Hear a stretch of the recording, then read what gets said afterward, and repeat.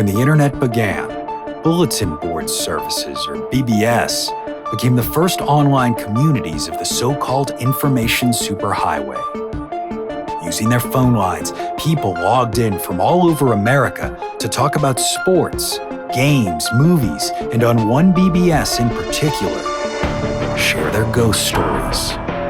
Over time, those communities all went dark, except for one lone server that continues to operate somewhere in an unknown part of Pennsylvania's Rust Belt. A relic of the 1990s, veiled in mystery, it is a digital archive of humanity's strangest encounters with the unknown, as told by the people who experienced them. My name is Brandon Schexnayder, and you are listening to Fear Daily. Subject, Run Rabbit. User, FallSpectre8. Posted, October 27th, 1998.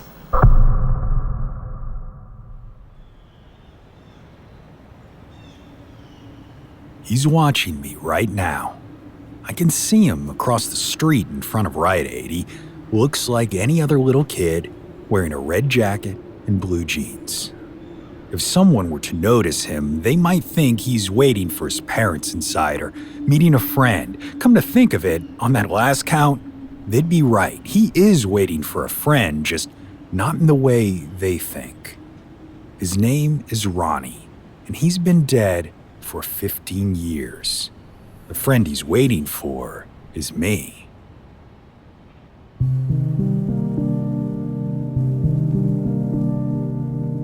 Ronnie was 13 when I pushed him into traffic on the Long Island Expressway in Queens. I was only 14 myself. We were dumbass kids doing dumbass shit.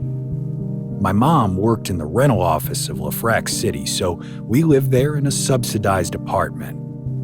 Lafrac is a huge housing project in Corona, 15,000 people living in 20 buildings between 57th Avenue and the Expressway.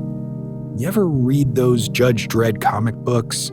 Lafrac, with its huge concrete towers named after cities and countries, looks like it's straight out of Mega City 1. Dystopian, I mean. Living there in the 70s and 80s felt dystopian, too.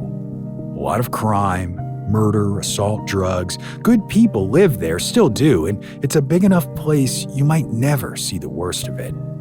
But you could also find yourself in the wrong place at the wrong time.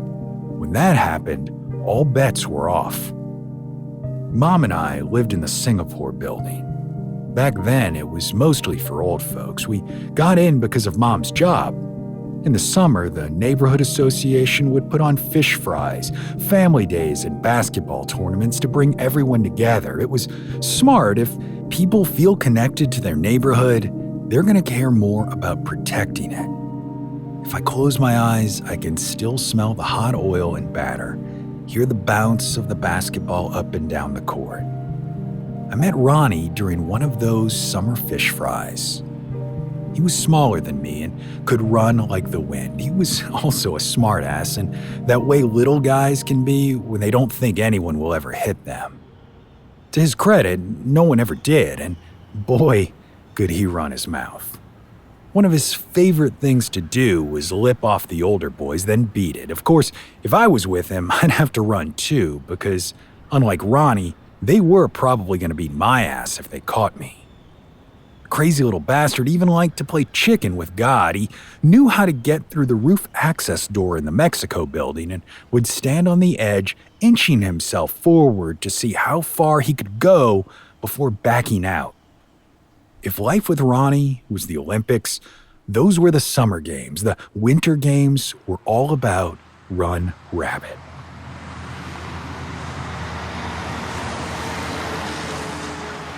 Run Rabbit was hands down the dumbest thing I've ever agreed to.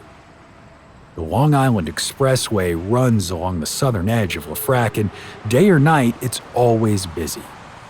Anyone who goes out on the 15-lane highway instead of using the 99th Street overpass would have to be some kind of idiot or a kid on a dare. That's what Run Rabbit was. We'd sneak out at night and take turns daring each other to run across the expressway. The medians were safe, and the less time you spent in safe, the more points you got, something like that. It was a way to show how tough you were, how much risk you were willing to take.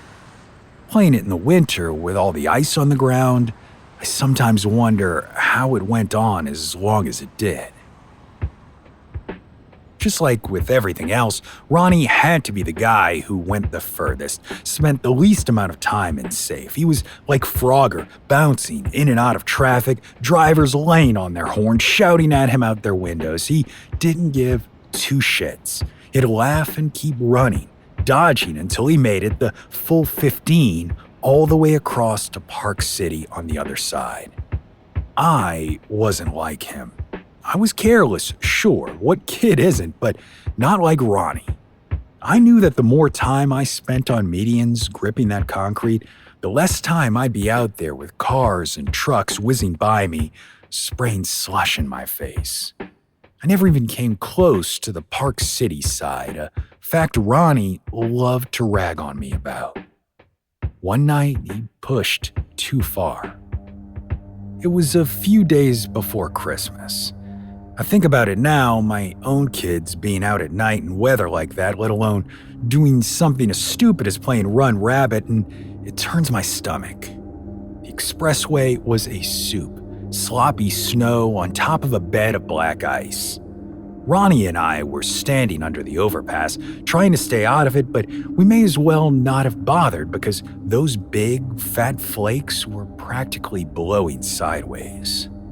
Ronnie went out there anyways, his red jacket flapping, cars skidding as they tried to avoid him. I couldn't watch, so I closed my eyes. Even over the rush of traffic, you could hear his crazy ass laughing. He did the full 15 that night because, of course he did. Once he'd come back via the overpass, he was practically vibrating. He was deep in the rush, perfectly alive in a way I've never seen anyone since, and man, was he cocky. It was supposed to be my turn, but I couldn't do it. My body would not move in that direction. It was as if there was an invisible wall between me and the road. Ronnie wasn't having it. He got right up in my face, something he'd never done before. Sure, he'd razz me or tease me for being chicken, just not like this. His eyes were big and bright, like a preacher when he gets on a roll, inches from my face. He would not stop talking shit, calling me a coward and a pussy. Then he pushed me.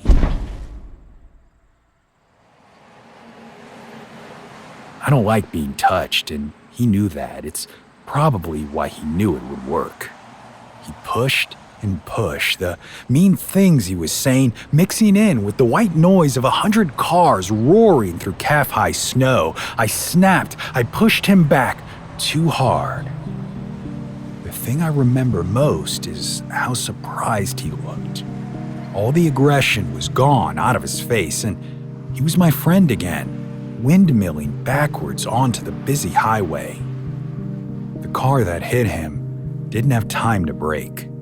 Instead, it plowed into him full speed, and Ronnie's broken body smashed the windshield before ragdolling up and over the roof. The paramedics said he would have been dead after the first impact and was spared having to see the road rush up at his face. The heavy thud of him meeting the asphalt is something I still hear in my nightmares. Even if there had been someone around to catch me pushing Ronnie, it was so dark below that underpass, I doubt they'd have seen anything. It was all written off as a kid's game gone wrong. Suppose it was.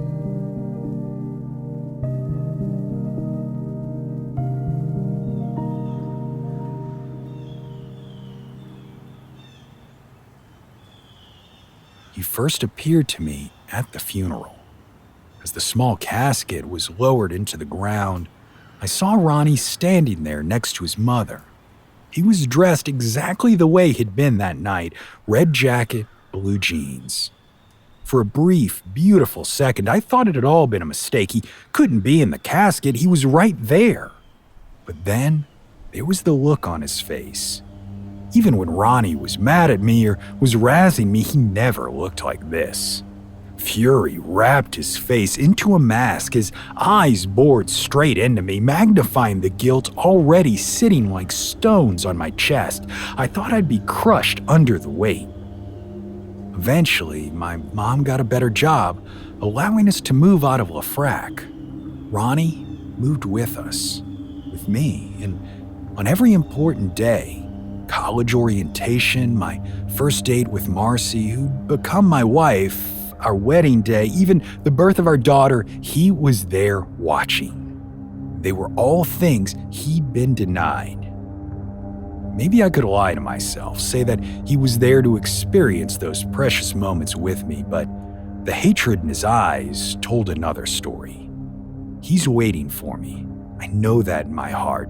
An innocent mistake is still a mistake, and Ronnie won't let me escape it, in this life or the next.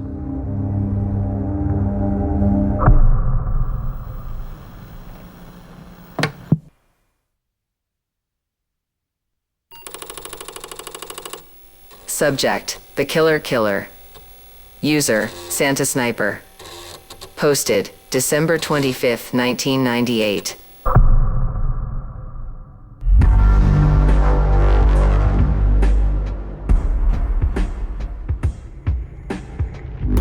What movies like Seven get wrong about serial killers is that, by and large, they're not calculating super geniuses enacting some master plan. What they are gross little opportunistic dorks, freaks of the human psyche. We blow them up into something larger than life because they scare us, and who wants to believe that the boogeyman hiding in their closet is really just some sweaty palm jerk-off who gets a stiffy when he thinks about his mom? How do I know this? I've met dozens of serial killers, 12 every year for the last 10 years, at least the ones I've known about. To a man, and all of them have been men so far, they're sad, stinky, graceless losers who've bought their own hype and become convinced they were untouchable. When I finally end their miserable lives, the look of complete and total surprise on their faces is almost reward enough for me to keep doing this work without getting paid. Almost. Even if a killer of killers has to buy groceries. Exactly how I became a killer is a story for another time. All you need to know is that every winter, my doorbell rings. When I open up, there's always a single 3-foot by 3-foot cardboard box wrapped in green and white paper with a red bow on top. I'm a sucker for Christmas, so even though it's only me here in the house, I put up a tree. Really go for it. Garland, tinsel, ornaments, the whole bit. I bring that box inside and, same as I have since the first time, open it up on the floor of my living room in the glow of my little holiday sanctuary. Inside, there are always 12 fat manila envelopes, a handwritten note, and $500,000 in shrink-wrapped bundles of cash, tens, 50s, and hundreds. The bundles are unmarked and non-sequential, not that I worry about this being a sting. 10 years is a long time to set a snare. The envelopes are stamped with months, December through to November, and the note says, without fail, Merry Christmas and Happy Hunting. SC. Ho, ho, ho. Am I really being paid by Santa Claus to hunt down murderous scumbags? It's a nice thought. Who wouldn't want to be one of Santa's elves? The answer is, I don't have any idea. But whether it's Santa Claus, Sean Connery, or Sheryl Crow, they must have one hell of an intelligence apparatus, and each stamped envelope is detailed information on a different active serial killer operating across the continental USA. Either Alaska and Hawaii haven't had serial killers in the last 10 years, or there's someone else doing the job who specializes in those areas. God bless them if they are. I hate the cold and pineapples. I used to open all the envelopes at once, like a little kid. Now that I'm a little older and wiser, I treat them like a year-long advent calendar and only let myself open the first one. This year, I unlooped the December envelope string and pulled out a sheaf of papers, photographs, police reports, detailed notes about my killer of the month. This one was a real putz. Lawrence Yost, a bully and killer of women who had started his career by knocking out an old man in a grocery store. Despite being charged with second-degree assault, he hadn't been charged. How the hell had that happened? I turned the page and found my answer. He had a googie. Of course he did. The lamest ones always have a googie. Let me explain. When I was a kid, my best friend Lloyd had an imaginary friend named Googie. Lloyd swore up and down that Googie was real, a 4-foot-tall hairy man with sharp teeth who looked out for Lloyd when his human buddies weren't around, keeping him safe from his slap-happy piece of shit stepdad. It seemed to make him feel safe, so none of us opined on how weird it was for a 12-year-old boy to still have an imaginary friend. One hot summer night, someone broke into the house and slashed stepdad's throat with a ragged blade, taking a carton of smokes and a handle of Jimmy Beam with him on the way out. A couple weeks later, I saw Lloyd sitting out back of the motel where he and his mom had moved while the house was being cleaned up for sale. He was in a plastic lawn chair, talking amiably while the hairy little man sitting next to him puffed away on a cigarette. Googie wasn't imaginary after all. I never told anyone, of course, but it shifted my perspective on the world and made me realize it was a lot bigger than I ever suspected. After discovering that some of the serial killers in my envelopes had a Googie of their own, a being from another world enabling or encouraging them, I tracked down Lloyd. To my relief, he was living a full, happy life, free of violence, and I took from this that not all these beings were evil, which was encouraging. When you spend most of your time poking around in the world's dumpster, you start thinking everything is trash. Speaking of trash, Lawrence Yost's googie was the lowest kind, a non-physical influence centered around a single area of power. In this case, a quarry in the Midwest. I dropped the envelope on my floor in annoyance. I was gonna get cold after all. 24 hours later, I was on a flight.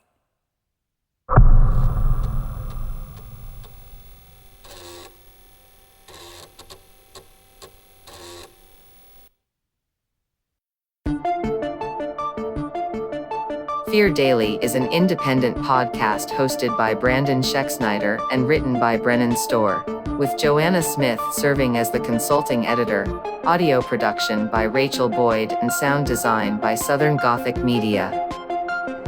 This podcast is a work of fiction. Names, characters, places, and incidents are either products of the author's imagination or are used fictitiously. Any resemblance to actual persons, living or dead, or to real events or locations, is entirely coincidental. Ad-free versions of Fear Daily are available now on your favorite podcast apps. For more information, visit feardaily.com. But move fast, before the server goes offline.